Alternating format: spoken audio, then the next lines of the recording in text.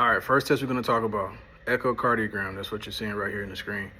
This is a gold standard test, non-invasive, that they're going to do if you're having signs and symptoms of heart failure, whether you go to the hospital or whether you're at an outpatient cardiology appointment and they want to schedule you for an echocardiogram. They're going to want to do this test right here. This is going to be able to show all the different chambers, valves of the heart, show how well they're able to essentially do their job, and how we're able to determine whether or not you have heart failure or not. We're going to look specifically at the left ventricle. We're going to see how well it's able to receive blood and how well it's able to eject that blood out to the body. That's going to determine your ejection fraction and let you know whether or not you have heart failure or not. All right, test number 2. This is going to be a blood draw test. So what we're looking for with this blood draw, we're going to look at specifically your BNP. That stands for brain natriuretic peptide. So this is going to be a hormone that's released by your heart, and more specifically the ventricles of your heart, in response to stress or response to strain. So when there's too much fluid, too much pressure buildup, the ventricles are essentially kind of screaming out, hey, something's going on, and BNP will be elevated in the blood.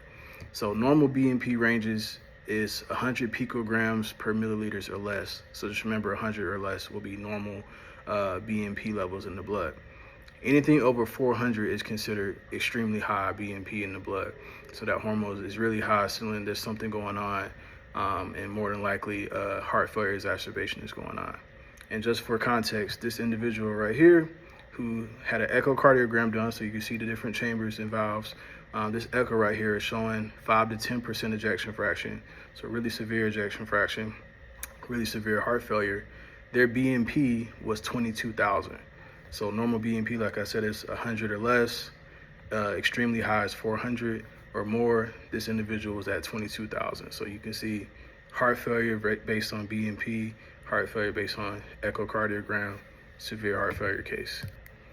All right, I hope that was helpful. If you have any questions, just put it down in the comments or shoot me a DM and I'll try to get to it as soon as I can. Next, we'll start talking specifically about exercise and looking at how frequency and intensity can really transform your heart failure outcomes. Appreciate you guys, and let's get healthier.